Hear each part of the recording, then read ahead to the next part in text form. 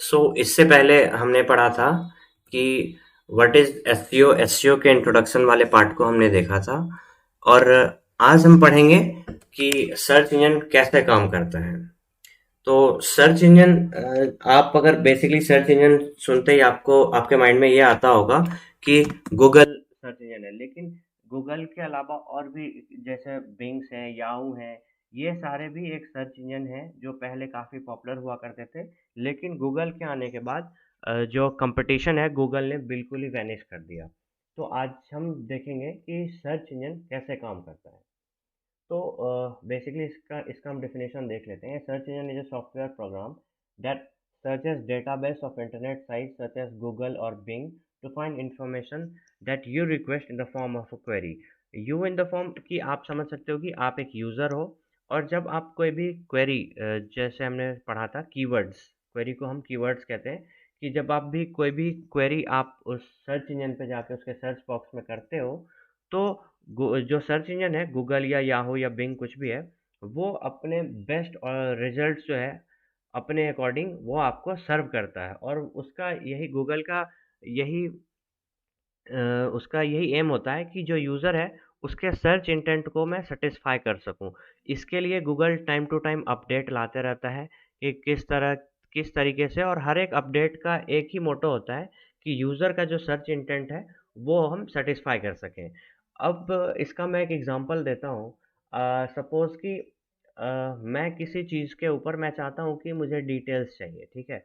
मैंने लिखा शूज़, ठीक है? मैंने लिखा शूज़, तो इससे गूगल थोड़ा-सा ये काफ़ी ब्रॉड मैच कीवर्ड है। शूज़ से गूगल को ये नहीं पता चल पाएगा कि मैं शूज़ खरीदना चाहता हूँ, या फिर मैं शूज़ के कंपनी के बारे में मैं इन्फॉर्मेशन लेना चाहता हूँ, या शूज़ मैं बनाना सीखना चाहता हूँ। आप समझ रहे हो? तो इस सब टाइप से चीज़ें होती हैं। आज हम देखेंगे कि गूगल का जो सर्च इंजन है वो किस तरीके से काम करता है, और बेसिकली हम इसमें सर्च इंजन का जो प्रोसेस है वो किस तरीके से काम करता है। तो 3 चीज़ें इसमें होती हैं: क्रॉलिंग, इंडेक्सिंग और रैंकिंग। अब सबसे पहले आप ये समझो कि गूगल का जो क्रॉलर होता है, गूगल के पास एक बहुत ही स्मार्ट क्रॉलर होता है जिसको हम बॉट भी बोलते हैं, ओके? तो अ, आप देखो कि गूगल पे कई सारे millions and billions of websites available हैं, और डेली डेली के बेसिस पे भी कई सारे वेबसाइट्स रोज़ एडेड होते रहते हैं, ठीक है? तो मैनुअली ये गूगल के लिए काफ़ी टफ काम है कि वो हर एक वेबसाइट्स को की इन्फॉर्मेशन को समझे, या ये वेबसाइट जो अभी नया सबमिट हुआ है किस चीज़ पे बना है, कैसे बना है। तो गूगल का एक एल्गोरिथम है, गूगल का एक बॉट है जिसको हम क्रॉलर बोलते हैं। वो क्रॉलर आप देख सकते हो यहाँ पे, उसको हम स्पाइडर भी बोलते हैं। तो गूगल का स्पाइडर जो है वो सर्च इंजन या इंटरनेट वेब पे जितने भी यूआरएल्स हैं, सी आपका जब भी कोई वेबसाइट होगा तो उसका एक यूआरएल, एक लिंक बनेगा, ठीक है? और वो इंटरनेट पे लाइव होगा। तो जैसे ही वो लाइव होता है तो गूगल का एक क्रॉलर जो है वो, उसका टाइम फिक्स होता है जिसको हम क्रॉलिंग बजट बोलते हैं। वो आपके वेबसाइट पे आएगा। सपोज कि मैं आपको एक एग्जांपल दिखाता हूँ। गेट स्किल्स ब्लॉग, ये मेरा ब्लॉग है जिस पे मैं पर्सनल फाइनेंस और इन्वेस्टिंग के बारे में लिखता हूँ, ठीक है? तो सपोज अगर गूगल का जो क्रॉलर है वो आपके वेबसाइट पे आ रहा है, और उसने आपके एक लिंक को देखा कहीं भी, तो वो इस लिंक के थ्रू आएगा और आपके पूरे वेबसाइट को क्रॉल करेगा, ठीक है? अब जैसे कि ये वेबसाइट का लिंक जो है, गूगल का बॉट अगर इस पे आया, तो वो सबसे पहले यूआरएल पढ़ेगा, फिर हमारे टैग्स को पढ़ेगा, categories, home category, personal finance, investing, about, contact us, और फिर उसके जो कैटेगरीज में, पर्सनल फाइनेंस में जो भी ब्लॉग्स हैं कि किस टॉपिक्स पे लिखा हुआ है, तो गूगल का क्रॉलर इस यूआरएल को समझ के, और जो कंटेंट का जो सोर्स कोड बनता है पेज के पीछे, वो समझ के वो समझेगा कि नहीं, ये जो वेबसाइट है गेट स्किल्स ब्लॉग, ये नया वेबसाइट है, और इस पे जो कंटेंट है वो पर्सनल फाइनेंस और इन्वेस्टिंग के ऊपर लिखा जाता है, ब्लॉग्स डाला जाता है, इन्फॉर्मेशनल। तो ये हो गया गूगल का क्रॉलिंग। वो टाइम टू टाइम आएगा और आपके वेबसाइट या और भी जितने भी वेबसाइट है वेब पे पड़े हुए, उनको टाइम टू टाइम क्रॉल करेगा। और उसका ये काम है कि वो आइडेंटिफाई करता है कि ये किस नीश और किस कैटेगरी में है। अगर आपको आपके पास बहुत सारा डाटा है, ठीक है? आपको अगर फ़िल्टर आउट करना है, तो आप सबसे पहले आइडेंटिफ़ाई करोगे कि ये जो ए कैटेगरी के कितने कौन से डाटा है मेरे पास, आप उसको ए में डालोगे। बी का जितना भी है, वो आप उसको बी में डालोगे। तो इस तरीके से क्रॉलर जो है, वो डेटा इकट्ठा करता है अलग-अलग वेबसाइट्स के बारे में। उसके बाद आता है आपका इंडेक्सिंग। सपोज़ आपने इंडेक्स पढ़ा होगा कि इंडेक्स आपने अपने बुक में देखा होगा कि वो सीरियल वाइज़ होते हैं कि चैप्टर्स का नाम लिखा होता है और इस चैप्टर में ये होगा, इस चैप्टर में ये आपको पॉइंट्स पढ़ाए जाएँगे। तो वहाँ से आप एग्ज़ाम्पल ले सकते हैं इंडेक्सिंग का। अब अ, काफ़ी सारे कैटेगरीज़ हैं। सपोज़ मैं डिजिटल मार्केटिंग पे मैंने एक वेबसाइट लिखा और मेरा ये पर्सनल फाइनेंस का वेबसाइट है।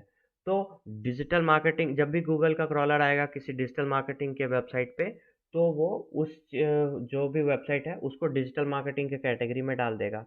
पर्सनल फाइनेंस वाले वेबसाइट पे जाएगा तो पर्सनल फाइनेंस पे डाल देगा। होम इम्प्रूवमेंट या ई-कॉमर्स वेबसाइट या कोई और प्रोडक्ट जैसे मैं शूज़ के जितने भी वेबसाइट्स हैं उनको शूज़ के कैटेगरी में डाल देगा। तो उससे क्या होता है कि जब भी कोई यूज़र डिजिटल मार्केटिंग के रिलेटेड कोई क्वेरी कर रहा है, तो गूगल का जो के क्रॉलर ने जो डेटा इंडेक्स किया है अपने सर्वर में, अपने डेटाबेस में, वहाँ से जो इकट्ठा होता है डेटा, वो उस क्वेरी के अकॉर्डिंग आपको ईज़ी होता है उनको डेटा को फेच करने में और फिर सर्च रिजल्ट पे वो दिखाते हैं। अब आती है बात रैंकिंग की, ठीक है? तो मैं यहाँ से आपको एक एग्जांपल दिखाता हूँ। सपोज़ कि ये पर्सनल फाइनेंस का वेबसाइट है और भी कई सारे पर्सनल फाइनेंस के वेबसाइट हैं, लेकिन उनमें टॉपिक्स अलग-अलग होते हैं। जैसे कि आप देख सकते हैं ये टॉपिक है know the difference between trading and investing, ठीक है? अब कई सारे वेबसाइट ऐसे होंगे जिन्होंने ट्रेडिंग के बारे में डिफाइन किया होगा बस। कई ऐसे वेबसाइट्स होंगे जिसने इन्वेस्टिंग के बारे में डिफाइन किया होगा। तो सपोज़ अगर कोई यूज़र जो है वो ये क्वेरी कर रहा है कि what is the difference between trading and investing, तो क्या सिर्फ ट्रेडिंग का जो जिस ब्लॉग पे ट्रेडिंग के बारे में लिखा गया है वो अगर उसके रिजल्ट के सामने आएगा तो वो रेलेवेंट होगा? नहीं होगा। अगर सिर्फ इन्वेस्टिंग के बारे में जो टॉपिक है उसका ब्लॉग अगर उसके सामने एक या दो नंबर रैंक पे आ गए तो वो रेलेवेंट होगा? नहीं होगा। तो उसको क्या उसका क्वेरी क्या है? वो ये जानना चाहता है कि ट्रेडिंग और इन्वेस्टिंग के बीच में डिफरेंस क्या है? तो गूगल के क्रॉलर ने जो क्रॉल किया था और उसको पर्सनल फाइनेंस के कैटेगरी में जो ऐड किया था, फिर उसमें से जो यूज़र के अकॉर्डिंग बेस्ट क्वेरी और को सैटिस्फाई करने वाला जो आंसर होगा, वो रैंक में आपको दिखाएगा। मैंने लिखा कि what is the difference between trading and investing. तो इसके डेटाबेस में जो इंडेक्स पर्सनल फाइनेंस के जितने भी ब्लॉग्स हैं उसमें जो सबसे रेलेवेंट होगा वो रिजल्ट हमारे सामने गूगल रिप्रेजेंट करेगा।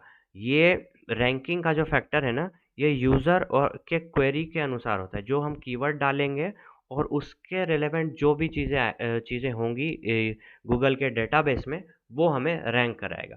पहली बात। दूसरी बात ये भी कि ये डिपेंड करता है आप अगर इंडिया में रह के सेम क्वेरी कर रहे हो, लोकेशन ज्योग्राफिकल लोकेशन पे भी वेरी करता है और पीरियड ऑफ टाइम के अकॉर्डिंग भी ये वेरी करता है। आज मैंने सपोज कि मैंने क्वेरी डाली कि difference between trading and investing, तो आज मेरे को गेटस्किल का जो ब्लॉग है वो रैंक कर रहा है। कल को अगर गेटस्किल का कोई कॉम्पिटिटर है, उसने अच्छी तरीके से अगर और डिटेल्ड वे में लिखा है कंटेंट को और अच्छी तरीके से ऑप्टिमाइज़ किया है, तो 1 महीने के बाद चांस है कि इस क्वेरी पे मेरा ब्लॉग ना रैंक करे, किसी और का ब्लॉग कर जाए, ठीक है? तो ये चीज़ और सपोज़ इंडिया में अगर कोई ये चीज़ क्वेरी कर रहा है और कोई यूके, यूएस में क्वेरी कर रहा है, तो ज्योग्राफिकल लोकेशन और टाइम पीरियड के अकॉर्डिंग ये जो रैंकिंग का फैक्टर है, वो चेंज होते रहता है क्योंकि ऐसा नहीं है कि मैंने पर्सनल फाइनेंस पे मैंने ये difference between investing and trading का मैंने डाल दिया तो और कोई नहीं डालेगा और अच्छे से कोई नहीं डालेगा। जो एसईओ पे काम करते हैं उनका काम यही है कि अगर आपका कॉम्पिटिटर रैंक कर रहा है तो आप उसके कंटेंट को पढ़ो, समझो और स्ट्रैटेजी लगाओ और अपने चीज़ों को ऑप्टिमाइज़ करो, उनसे बेहतर बनाओ। बाकी काम गूगल आपका खुद कर देता है, वो समझता है कि नहीं यूज़र के क्वेरी के अकॉर्डिंग गेटस्किल का जो ब्लॉग है in difference between personal finance and difference between investing and trading, उससे अच्छा पर्सन बी का है तो बी वाले को वो रैंक कराएगा। तो ये था basic crawling, indexing and ranking का। ये रिट्रीवल और सर्विंग द रिजल्ट आप समझ सकते हो कि इन्हीं में रैंकिंग के ही सेक्टर में आता है, कि जो रैंक करेगा गूगल का जो है, गूगल का जो एल्गोरिथम है वो यूज़र के क्वेरी के अकॉर्डिंग जो सबसे रेलेवेंट चीज़ होगा उसको वो रिजल्ट के रूप में सर्व करेगा। ये टाइम टू टाइम चेंज होते रहता है। It is worth noting that the major search engines have updated their algorithm several of time to adapt the needs of the users and try to provide most accurate result. अब देखो Google का जो algorithm है ये time to time change होते रहता है। Change उसका बस एक ही मोटो ये है कि वो यूज़र को रेलेवेंट चीज़ें प्रोवाइड करा सके। अभी दिसंबर पिछले मंथ एक गूगल का स्पैम अपडेट आया था 14 दिसंबर को, जिसमें था कि जितने भी साइट्स हैं जिस पे स्पैमी बैकलिंक्स मिले हुए हैं वो सारे साइट्स का जो है वो स्पैमी बैकलिंक काम करना बंद कर देगा। तो मैंने देखा कि कई सारे वेबसाइट्स हैं जिनका ट्रैफिक बिल्कुल कम हो गया था, तो इससे उनके रैंकिंग पे भी इफ़ेक्ट पड़ा था। तो एसईओ अगर आप सीखना चाहते हो तो आपका एंड ऑफ द डे आप ये चीज़ कंसीडर करके चलो। आप ये मत देखो कि मुझे रैंक करना है, आप बस इस पे काम करो कि मैं कैसे अपने यूज़र, मेरा जो यूज़र होगा, चाहे आप ई-कॉमर्स वेबसाइट पे कुछ सेल कर रहे हो, चाहे आप लोकल एसईओ कर रहे हो, चाहे आप ब्लॉग लिख रहे हो, कुछ भी कर रहे हो, आप अपने यूज़र को फर्स्ट प्रायोरिटी दो, गूगल फिर आपके वेबसाइट को फर्स्ट प्रायोरिटी दे देगा। बहुत लोग करते हैं कि वो काम तो करते हैं लेकिन कंटेंट पे फोकस नहीं करते हैं। जो यूज़र आ रहा है वो क्या पढ़ रहा है, क्या फीडबैक दे रहा है, वो बस नया वेबसाइट बनाया और कंटेंट डालते गए, कुछ भी डालते गए। कीवर्ड्स उसमें उन्होंने बहुत अच्छा और बहुत लो कॉम्पिटिटिव कीवर्ड सर्च किया, लेकिन उनका यूज़र इंटेंट जो है वो सेटिस्फाई नहीं हो पा रहा है, जिससे उनकी रैंकिंग नहीं हो पा रही है। ठीक है। आगे हम पढ़ेंगे कि किस तरह हम कीवर्ड को अच्छे से सर्च करें, ताकि हम जो, क्योंकि अलग-अलग कीवर्ड का अलग-अलग इंटेंट होता है, ये हम आगे डिटेल में समझेंगे, ताकि हम यूज़र के इंटेंट को सैटिस्फाई कर सकें और हमें काफ़ी अच्छा और पॉजिटिव रिजल्ट मिल सके। तो ये था फर्स्ट मॉड्यूल हमारा कंप्लीट हो गया, जिसमें हमने देखा introduction of SEO, importance of SEO, types of SEO कितने टाइप्स के होते हैं और कैसे सर्च इंजन काम करता है। ये जो मैंने आपको बताया ये गूगल का एग्जांपल लेके बताया मैंने, क्योंकि मेजॉरिटी जो मार्केट शेयर है सर्च इंजन का वो गूगल के पास ही है 90% में, और बाकी 10% में आपका याहू, बिंग ये सब है। तो मैंने गूगल का एग्जांपल लेके बताया, बाकी सर्च इंजन्स भी इसी तरीके से काम करते हैं, इसी एल्गोरिथम पे। सबसे पहले क्रॉलिंग होता है, गूगल का जो क्रॉलर है वो टाइम टू टाइम आपके वेबसाइट पे आके चेक करता है कि जो आपने जो कंटेंट पब्लिश किया वो किस कैटेगरी में है, किस टाइप के यूज़र्स जो हैं वो आपके कंटेंट को पढ़ेंगे, समझेंगे। वो आएगा तो सबसे पहले वो आपके यूआरएल को पढ़ेगा, फिर कंटेंट को पढ़ेगा, जो आपने हेडिंग्स लिखा हुआ है उसको पढ़ेगा, फिर वो उस हिसाब से एनालाइज़ करता है कि नहीं ये इस कैटेगरी का है तो मैं इसको इस कैटेगरी में मैं इंडेक्स कर देता हूँ। फिर जब कोई यूज़र मेरे सेम कैटेगरी, मेरे पेज से रेलेवेंट अगर क्वेरी डाल रहा है तो वो उसको इंडेक्सिंग में से हमें वो यूज़र के अकॉर्डिंग हमें उसका रैंकिंग करके शो करेगा। ठीक है, तो ये था basically how search engine works.